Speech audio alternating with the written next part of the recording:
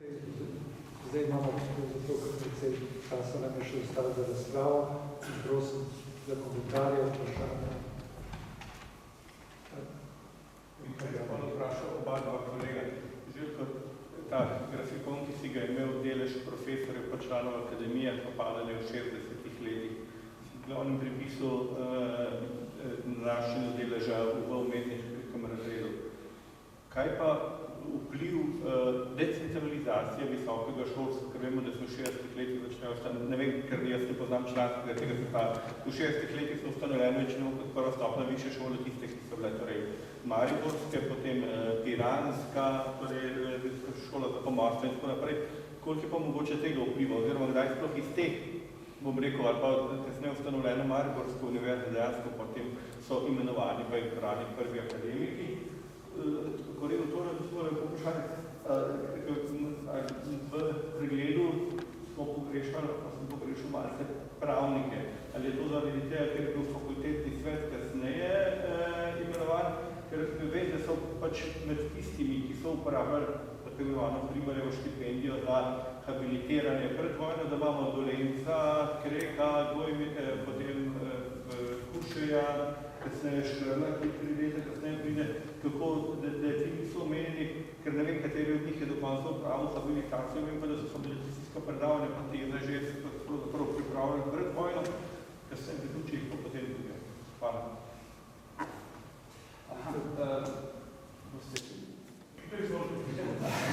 Jaz sem najbolj podatki, ki sicer imam.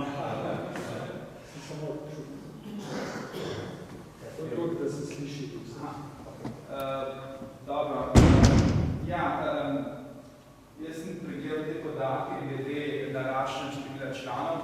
Znano je, da število članov začne hitreje naraščati od druge polovice 60-ih in potem še bolj v 70-ih letih. In seveda so želeli pokriti čim več področij, ampak večino kandidatov je prihajalo z Ljubljanske univerze in z inštitutov, predvsem inštituta Jožef Stefan, zelo malo pa izven Ljubljane. In to je povzročilo ne malo pripomb, konec 80-ih let.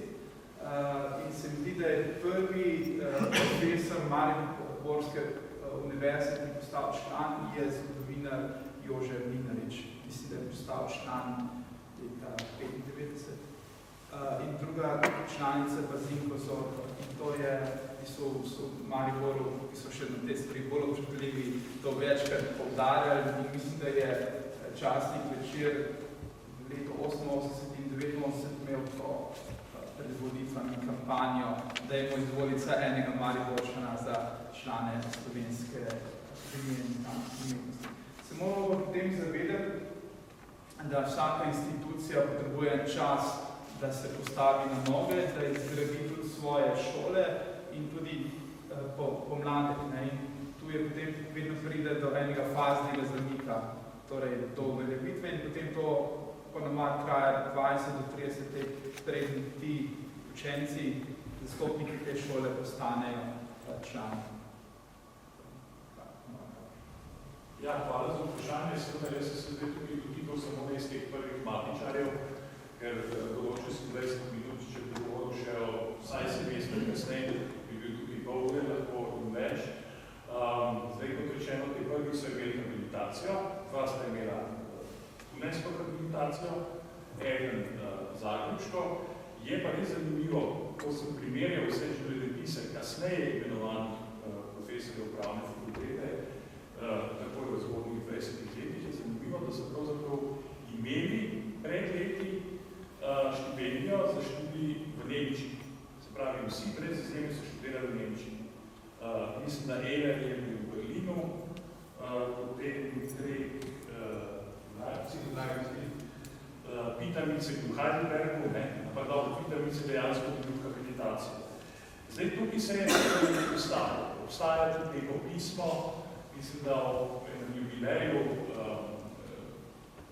Kribarja, kjer se mu seveda tudi zahvaljujejo za vso podporo in hkrati, da se ne spomnim točno kakve pravi, ja, mi smo bili sodniki, mi smo imeli veliko obveznosti in žal nismo habilitacije lahko pripeljali do konca.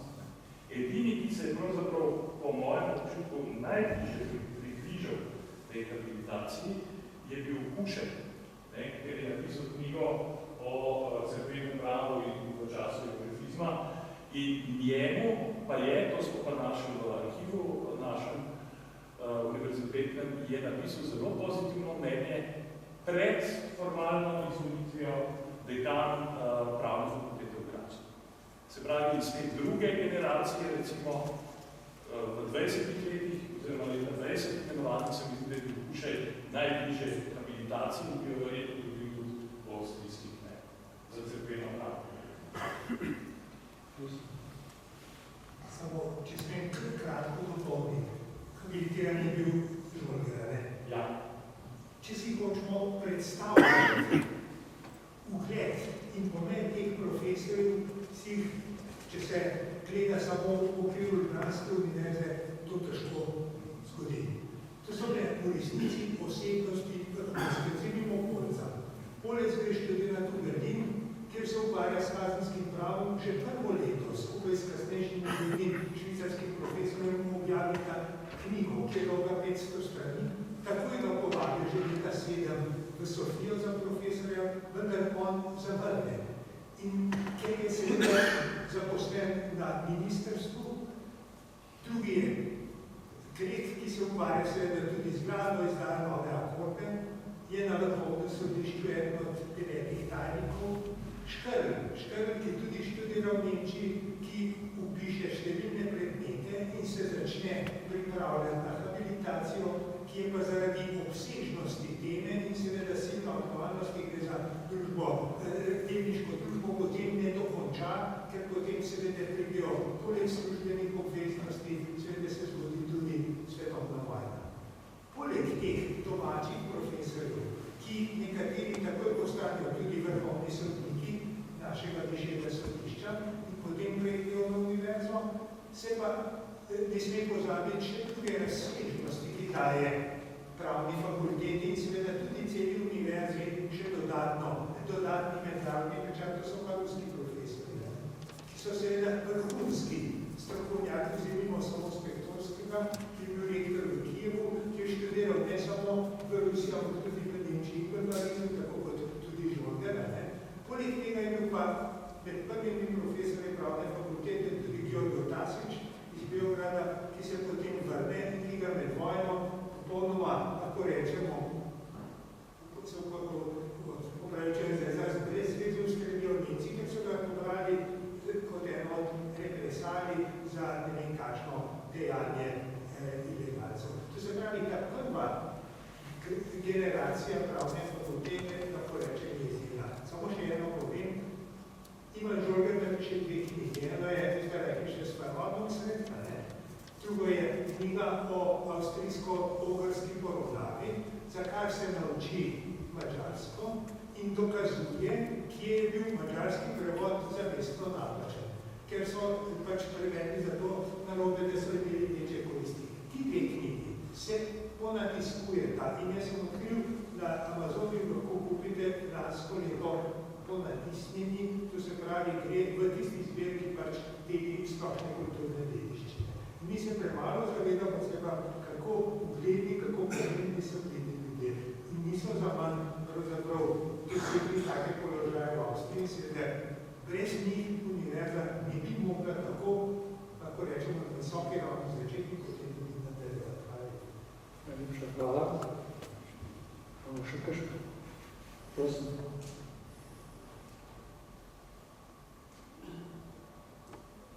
Če ne bi jaz imel samo eno kratko, pravzaprav majhno vprašanje, najprej za dr. Roseta. Torej, samo je bilo precej novo ta konfliktni odnos med univerzo in akademijo, vrsta čas po drugi svetovni vojni očitno. Ampak sem me pa presenetila eno mnenje, da je na univerzi po letu 1990 vladala ena ocena o revanšizmu. A mi lahko to močno pojasnite? Tu gre za javno izjavo, v kateri so očitno razpravljalo vodstvo univerze in je pripravil predlog javne izjave, s katero bi v bistvu obsodili politične posege na univerzo. Univerza se je takrat prizadevala tudi za formalno pridobitev institucije, torej za neodvisnost od oblasti in so v bistvu z oblastjo želeli rešiti vprašanje financiranja. In se je tukaj pri tem vprašanju začeli zapletati, kako se bo financirala univerza in nasploh znanost.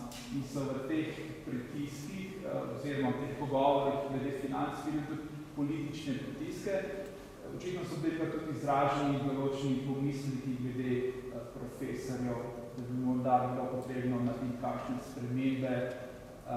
To je tudi obdobje, ko se javno govori o ilustraciji in je univerza potem pričakovala podporo akademije, da bi obe srednji znanstveni instituciji stopile skupaj in zavrnili takšne poglede, takšne pritiske na univerzo in akademijo. Je pa bilo to javno objavljeno. Hvala lepa. Če dovolite še eno vprašanje bi imel za profesor Smoleja. Zdaj, je to vprašanje o učnem jeziku na univerzi, je bilo to vprašanje še kdaj predmet diskusije potem v 20 in 30 letih. Tukaj so bili omenjeni tudi ti ruski profesori. V kakšnem jeziku so pa oni predavali? Srpsko. Torej, nekaj je družčino ali srpščino. Srpski oziroma srbo-hrvaški ni bil sport, to je jasno. Ja, zato, ker so se sklicovali, mislim, potem, ko smo dobili, kar je že kolegica Tatjana povedala, začetki so bili seveda po logika čim, kar se tiče diplomskih izpitov, so bili precejšnji. Namreč v tem smislu, da seveda so prihajali ljudje, ki so praktično študij dokončali na Dunaju, manjkal je samo ta usposobljenost na izpit. In v tem tranzicijskem obdobju so se odločili na filozofski fakulteti, da bodo seveda zaključevali lahko te kolegi študije po avstrijskem do sedaj veljavnem pravilih, se pravi, da ne ravno sprišel in tako naprej.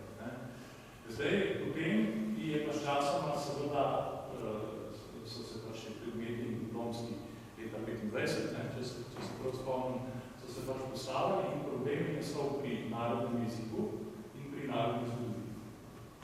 Kajti v Beogradu narodni jezik nekaj drugega, kot je bilo glavno. In potem so rekli, v videodanskem stavi piše, jezik je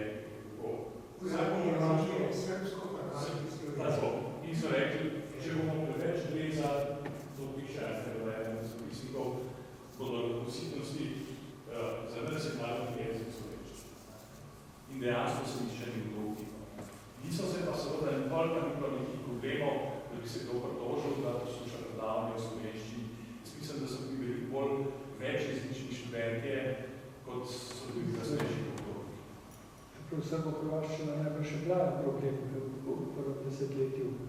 No, recimo, primer je Kautmann, jaz nisem imel za dosti časa, ampak Kautmann doži, on tudi ni imel formalne rehabilitacije, ampak on je že tista druga skupina, kasneje, v letu 20 letih, mislim pa v letu 20, no on pravi, ja, kje ne se pa rehabilitirati, na Menoči, v Gradcu bo problem, a ne v Zagreb, kako se bomo pa razumeli.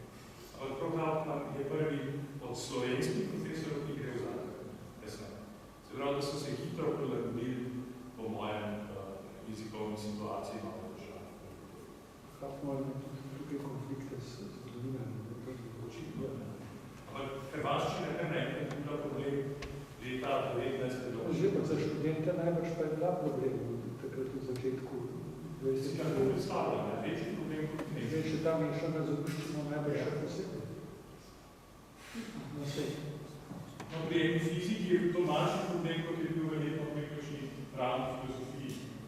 Ne samo v filozofiji, ker je problem pravnega študija, če sem so bili učbeniki, ki so bili izključno nemški. In dokaj recimo meter 37 korožec intelektno napiše, da je sveta prava, se študira po Ciklerju, ki je pač doživel nekaj 20 izdaj, to je študijsko gradivo. To je bil problem Martina, ne pozabiti je sicer delje regaljev prevod ODZ-a, še nekaj 23. Do takrat študirajo se tako izvedniki, v kjer je Cikler to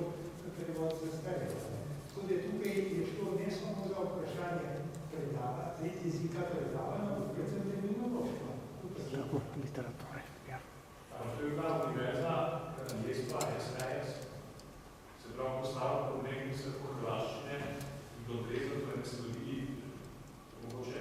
Lahko bi se prejtak, mislim, da so pri zaključku povedali, da bi se lahko stvari zelo drugače obrnile, če ne bi imeli Slovenci za dost habilitiranega ali pa tik pred habilitacijo ustreznega znanja. Ta prehod je bil vsekakor najbolj nekaj časa traja, so ti problemi nekaj časa traja. Je že, sem vklopiti na sestanku oziroma društva profesorov srednje šolski, 1918 koncu leta, ki govorijo, kako v šolskem sistemu naprej so razpravljali točno o tem, ali v srednji šola pravijo srbo-hrvaščino, ja ali ne. Ker en predlog je bil, da ne bi od 3. leta naprej imeli 1 ali 2 uri, pa je bil že na isti seji tudi seveda kontrapredlog, da zakaj bi pa to rabili, glede na to, kar je pomenil kolega Kratz, ker ničesar nimamo za brati in ničesar ne vemo. In če gledamo slovensko bralno kulturo še 20 leta, slovenski večino, knjig še tisto, kar se je izposojal, ničesar kaže, izrazito strokovna literatura, seveda je v nemščini. Srbo-hrvaščina tukaj ni brana in pojavi se kot problem srbo-hrvaščina, ko je po uveljavitvi diktature, mislim, na pamet moramo reči 29 ali 30 ali 31, se prvič pojavi na obrazcih maturitetnih oziroma pa šolskih obrazcih šele. Prej je še slovenski jezik, na to pa izgine kot slovenski jezik, tako da nekateri, ki so ohranjeni ti obrazci v Slovenskem šolskem muzeju, je enostavno profesor tam je opisal oceno tega predmeta, prvi del jezika je izbrisal. Srbsko, hrvaško, da ostane samo še slovenski jezik. Torej, je bil tudi odpor. In problem je bil seveda tak, ker branosti v tem jeziku dejansko ni bilo in je enostavno, da niso ta. Pa mogoče še to odpor, da nemščine pa vemo, kakšen je bil sej še dolgo rekel. Če govorimo tudi o drugih kulturnih ustanovah, torej upravnih, glasbene marke, Ludwig von Harmonično društvo, ki se njegov stavek, oziroma članek je najbolj znan, Beethoven in Bach drug za slovenski jezik. In mislim, da še približno 10 let po koncu vojne je ena operna pevka Dunajska gostovala v slovenskem gledališču, torej v operi, pa pela naslovno vlogo, pa se ne bo nekaj odločil, torej Madame Butterfly. Tako je naslednji dan v jutro, ki izide članek, mislim, da Frana Govekarja, pred 10 leti smo izgnali ta jezik, da ni iz te ustanove, a zdaj se nam bo pa vrno, če misli gospodična še gre nastopati, naj se nauči jezika. Torej, ta odpor je bil pa toliko močan, čeprav pa strokovno literaturo, pa druge kot nemške ligo, in če pa pomislimo na to, pa 24-25 uvedena kot prvi tuji jezik za gimnazije. Po srpskem principu, ko je bil poskus zamenjava, zamenjava nemščine s francoščino, so pa slovenski predstavniki v Beogradu ravno zaradi tega, da naša strokovna literatura je v nemščini. Je bil pa to argument proti nasprotovanju. Mogoče še vse v hrvaščini, ne? Zdaj razumemo tudi ne samo 100 let univerze, tudi 100 let slavistike, kot vemo, ampak seveda tudi ta zgodba o vsem v hrvaščini kot katedri na Ljubljanski univerzi tudi ni čisto 100% jasna, zato ker seveda cilji so bile 4 katedre, se pravi 2 jezikovni, za historično slovnico, za slovenski jezik in 2 literarni, za starejšo književnost, slovansko s posebnim ozirom in za moderno slovansko s posebnim ozirom na slovensko. No in Vaka Slovjanič, ki je nekako spremljal z Dunaja te dogodke, je rekel pa, kaj bojo 4 slovisti delali na Ljubljanski univerzi, pa nišče se ne ukvarja z našim jezikovnim književnostom. Po drugi strani je pa Kipčič rekel, zakaj pa mi rado zdaj še profesorja za srbo-hrvaški jezik in književnost, saj tudi mi predavamo poljsko ali rusko književnost, kar je pa res. Ampak potem so nekako opustili in so rekli, imamo pa 5 katedr slavističnih, hvala. Kar se tiče pa nemščine, pa seveda drug problem. Ne? Pri nemščine, pri germanistiki pa praktično ni bilo konkurence, zato ker je zelo malo ljudi v bistvu sploh doktorirali z nemščine, mislim, da so 3 slovenski kandidati od leta 1877 do 1918 in edini je bil elitna. Prav, da sploh ni bilo možnosti druge, to je bil edini v bistvu, ki je bil blizu habilitacije. Čeprav ni bil idealni kandidat, je bil pač sprejet. Se pravi, univerzitetna germanistika je bila hude države. Zlasti, ker se zelo malo začeli zavedati, da seveda mora napriti angleščina kot pomembno rečino. Hvala lepa, še. Prosim. Sem eno vprašanje za dr. Ošeta. In sicer omenili ste standarde politične primernosti, da so bili veliko višji za univerzo kot za Slovensko akademijo znanosti in umetnosti. Zdaj pa, če bi lahko malo pojasnili, v bistvu, kaj so pri te standardi, pa na kak način so to preverjali? No, jaz sem rekel, da so bili višji standardi za pedagoško delo, kot pa za znanstveno-skovalno delo, vsaj v tej prvi fazi. En takšen primer je delimo Max Samec, profesor, utemeljitelj Ljubljanske kemijske šole, vodilna osebnost Kemijskega univerzitetnega inštituta, ki je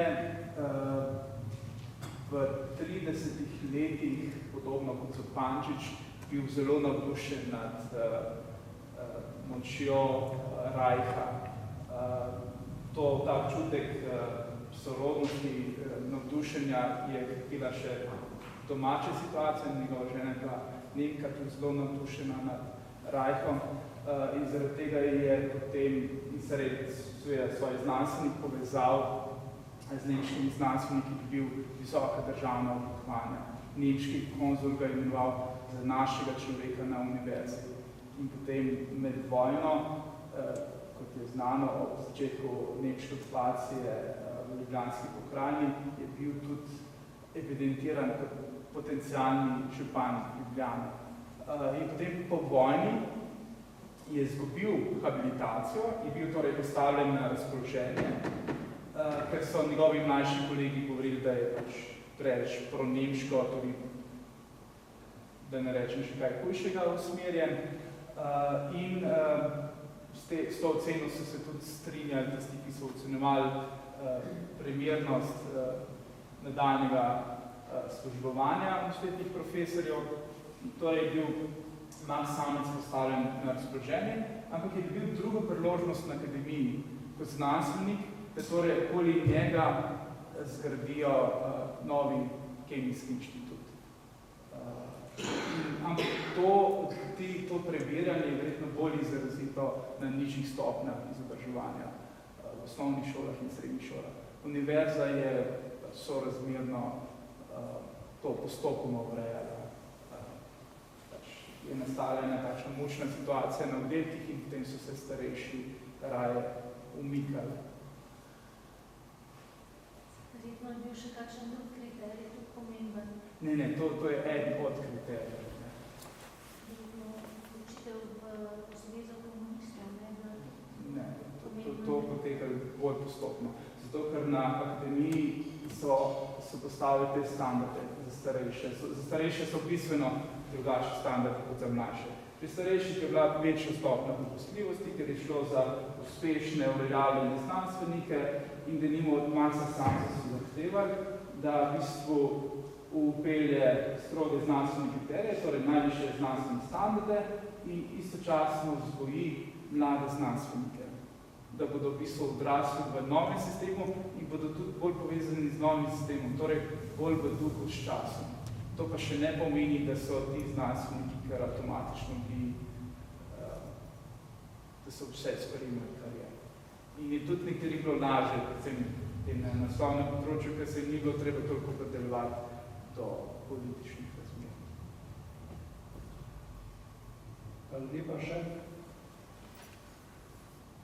Zdaj imamo še vedno nekaj časa, še trkude, ali pa morda nadaljujemo diskusijo. Sproščeno. Hvala lepa za ta popolnost.